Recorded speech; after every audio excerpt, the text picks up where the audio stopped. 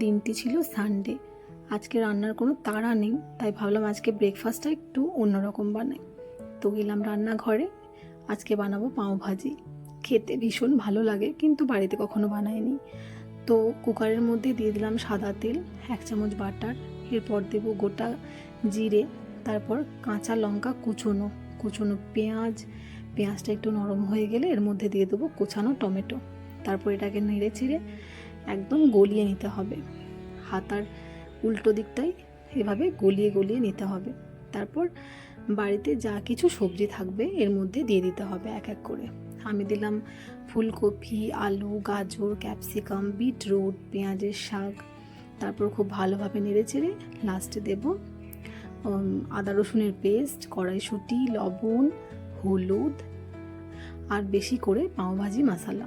তারপর দেব লঙ্কার গুঁড়ো। খুব ভালোভাবে এগুলোকে কষিয়ে নিয়েছি। কষিয়ে নেওয়ার পর এর মধ্যে জল দিয়ে দেব। পরিমাণ মতো জল দিয়ে ঢাকনাটা বন্ধ করে দিতে হবে।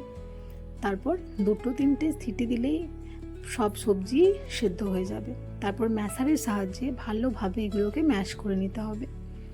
তারপর একটা তাওয়ার মধ্যে দিয়েছি বাটার, লঙ্কার গুঁড়ো আর কাসুরি মেথি দিয়ে এটাকে ওপর থেকে এটা দিয়ে দিতে হবে।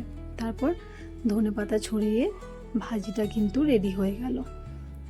এবার এর মধ্যে চাটুর মধ্যে দেব বাটার, ধনেপাতা, তারপর পাউগুলোকে হাফ হাফ করে কেটে এভাবে যেমনভাবে দেখাচ্ছি এভাবে সেঁকে নিতে হবে। ব্যাস, তাহলে রেডি হয়ে গেল গরম গরম পাও ভাজি।